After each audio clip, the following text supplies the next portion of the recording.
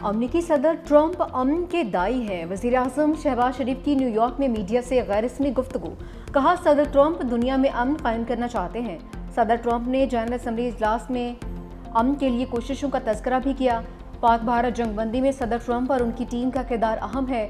وزیر اعظم شہباز شریف کی خادم حرمین شریفین کو سعودی عرب کے قومی دن پر مبارکباد۔ پاک سعودیہ شراکت داری کو مزید مستحکم کرنے کے عزم کا اعادہ۔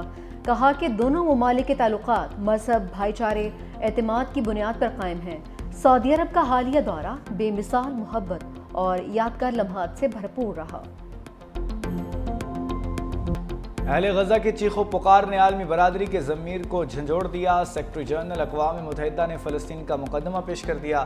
جنرل اسمبلی اجلاس سے خطاب میں انتونیو گوتریس بولے، غزہ میں قتل و غارت کی تمام حدیں پار ہو گئیں۔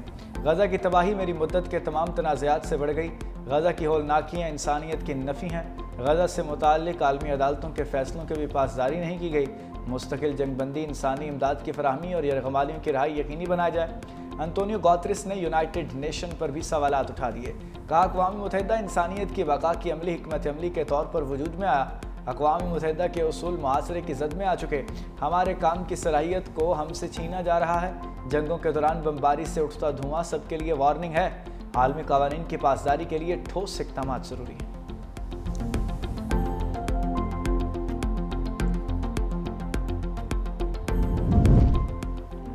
اسرائیل بچوں سمیت نہتے شہریوں کا قتل عام کر رہا ہے۔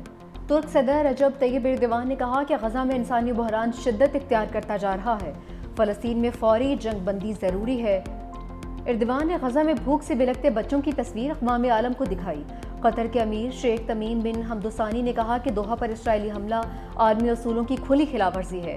عالمی اصولی نظام سب کے لیے قابل احترام ہے۔ عالمی قوانین کی خلاف ورزیاں جاری رہیں گی تو جنگل کا قانون نافذ ہو جائے گا۔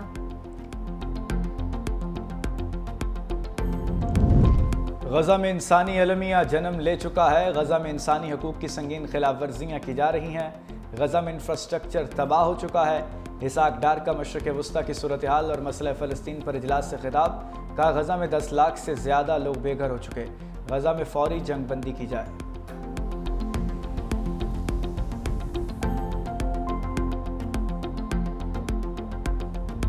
غزہ میں امن کی تلاش کے لیے بڑی بیٹھک۔ امریکی صدر ٹرمپ اور اسلامی ممالک کے سربراہوں میں ملاقات شروع۔ وزیر اعظم شہباز شریف، سعودی عرب، انڈونیشیا کے سربراہ شریک، ترکی، مصر، امارات اور اردن کے سربراہ کی بھی شرکت۔ امریکی میڈیا کے مطابق ٹرمپ کو غزہ میں گورنرز اور امن سے متعلق تجاویز پیش کی جائیں گی۔ امریکہ چاہتا ہے مسلم اور عرب ممالک غزہ میں فوج بھیجنے پر آمادہ ہوں۔ عرب اور مسلم ممالک غزہ میں اقتدار کی منتقلی اور بحالی کے لیے رقوم بھی دیں۔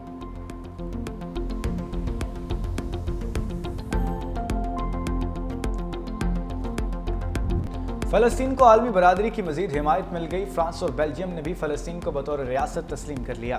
فرانس اور سعودی عرب کی سربراہی میں 2 ریاستی حل سے متعلق اقوام متحدہ کا اجلاس۔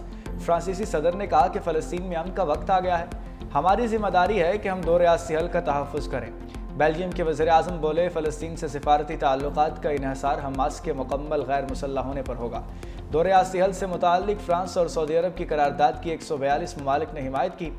امریکہ اور اسرائیل کی جانب سے اجلاس کا بائیکاٹ۔ لگزمبرگ، مالٹا سمیت مزید 5 ممالک کا بھی فلسطین کو تسلیم کرنے کا اعلان۔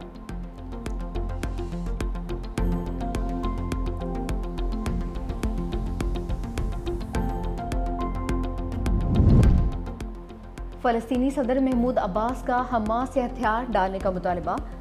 اقوام متحدہ اجلاس سے ویڈیو لنک کے ذریعے خطاب۔ کہا کہ حماس ہتھیار فلسطینی اتھارٹی کے سپرد کرے، قیدیوں کو رہا کیا جائے۔ حماس کو مستقبل میں فلسطین کی حکومت میں کوئی کردار نہیں دیا جائے گا۔ بولے کہ غزہ میں انسانی صورتحال انتہائی بھیانک ہے، فوری جنگ بندی کی ضرورت ہے۔ جنگ کے خاتمے کے لیے مصر اور قطر کی کردار کو سراہتے ہیں۔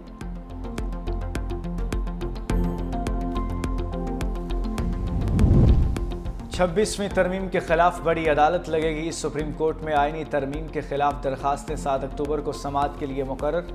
جسٹس امین الدین کی سربراہی میں 8 رکنی بینچ سماعت کرے گا۔ بینچ میں جسٹس جمال مندوخیل، جسٹس محمد علی مظہر شامل، جسٹس عائشہ ملک، جسٹس حسن رضوی حصہ، جسٹس مسرت ہلالی، جسٹس نعیم افغان اور جسٹس شاہد بلال بھی شامل۔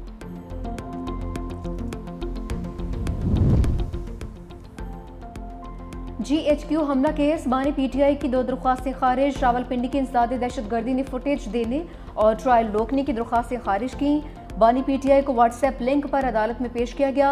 आवाज़ ड्रॉप होने और बानी की शक्ल वाज़ेह नजर न आने पर वकला का फिर बायकॉट। समाअत के दौरान इस्तग़ासा के 8 गवाहों के बयानात कलमबंद। समाअत 27 सितंबर तक मुलतवी।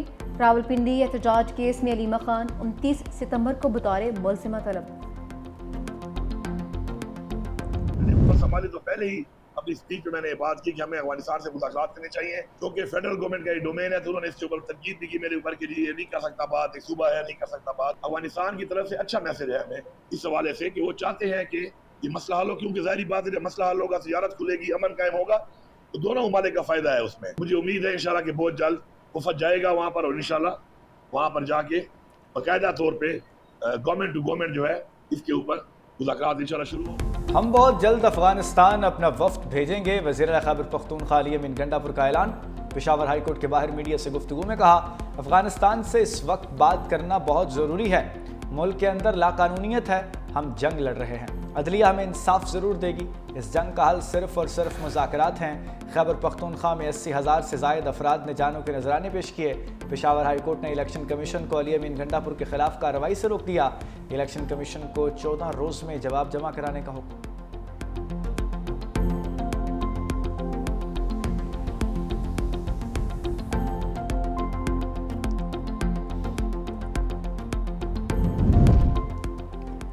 पंजाब हुकूमत का BISP से सैलाब मुतासरीन की इमदाद से इनकार। प्रेस कॉन्फ्रेंस करते हुए वज़ीर इत्तलात पंजाब असमा बुखारी ने कहा, जो BISP से रजिस्टर्ड ही नहीं है उन्हें इमदाद कैसे दी जाए।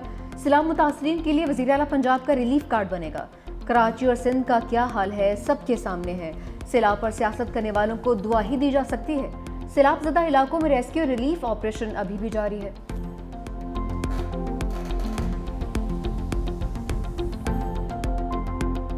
गरीबों का प्रोग्राम है, इसका किसी सियासी जमात से कोई ताल्लुक नहीं है। बेनज़ीर नाम जो है वो इसलिए रखा गया ताकि पाकिस्तान की जो औरत है, जो पिसी हुई औरत है पाकिस्तान की, वो इस नाम से ताकत ले। ये नाम की वजह से अगर किसी को चिढ़ है, इस नाम की वजह से अगर कुछ लोगों को तकलीफ है, तो ये नाहम तो रहेगा।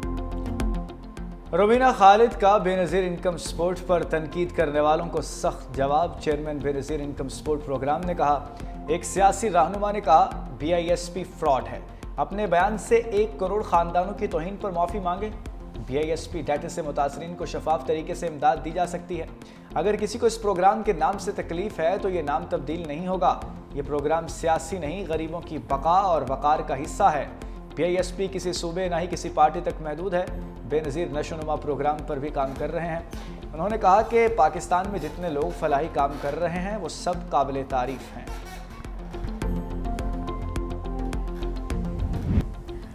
दरियाए सिंध के बहाव में सेवन और मांजनत के मकाम पर इजाफा। सेवन तहसील की मजीद 5 देहात पानी की जद में आ गए।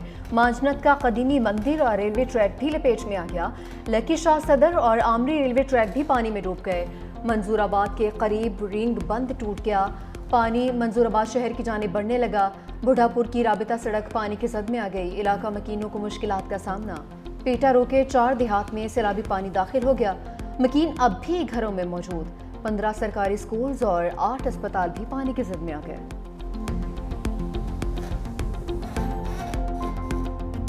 सैलाब के बाद आजमाइश का तूफान। मुल्तान की खैमा बस्ती में मकीन खानदानों के अनगिनत मसाइल। ईमान बीबी का खानदान भी मुश्किलात से दोचार हो गया। सैलाब न सिर्फ घर बहा ले गया बल्कि सुकून भी छीन गया।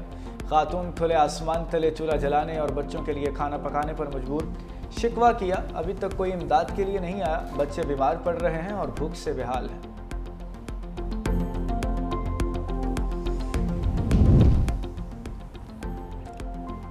लियारी को मुकम्मल तौर पर सोलराइज किया जाए। बिलावल भुट्टो जरदारी की हिदायत। चेयरमैन पीपल्स पार्टी के सरबराही में लियारी ट्रांसफॉर्मेशन प्रोजेक्ट पर इजलास। कहा, लियारी की अंदरूनी इलाकों में भी पीपल्स बस सर्विस चलाई जाए। तरक्याती मनसूबाबंदी में बढ़ती आबादी को जहन में रखा जाए।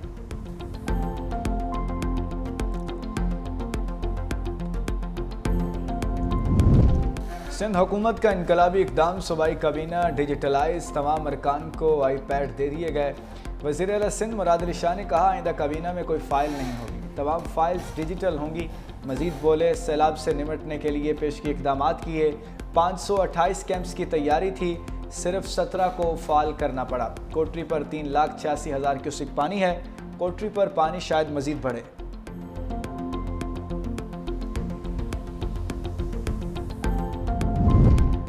गुर्बत के बादल मजीद गहरे। पाकिस्तान में शरह तशवीशनाक हद तक बढ़ गई। गुज़िश्ता 3 साल के दौरान गुर्बत में 7% तक इजाफा। मौजूदा शरह 25.3% तक पहुँच गई।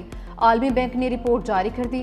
माली साल 2022 में गुर्बत की शरह 18.3% थी। 2025 में गुर्बत की शरह बढ़कर 25.3% तक पहुँच गई। 2022 के बाद गुर्बत की शरह में इजाफा शुरू हुआ। कम आमदन वाले शोबों में 85% लोग मुलाजमत कर रहे हैं। पाकिस्तान की 60 से 80% आबादी शहरी इलाकों में मकीम। जस्टिस तारिक महमूद जहांगीरी ने सुप्रीम कोर्ट का दरवाज़ा फिर खटखटा दिया। इस्लामाबाद हाई कोर्ट के जज की पिटीशन की जल्द समाअत के लिए दरख्वास्त। कहा, सुप्रीम कोर्ट ऐसे वाक़यात रोकने के लिए फौरी मुदाखलत करे। अपील की समाअत रवां हफ्ते 26 सितंबर तक की जाए। इस्लामाबाद हाई कोर्ट के जस्टिस तारिक जहांगीरी ने काम से रोके जाने को चैलेंज कर दिया था।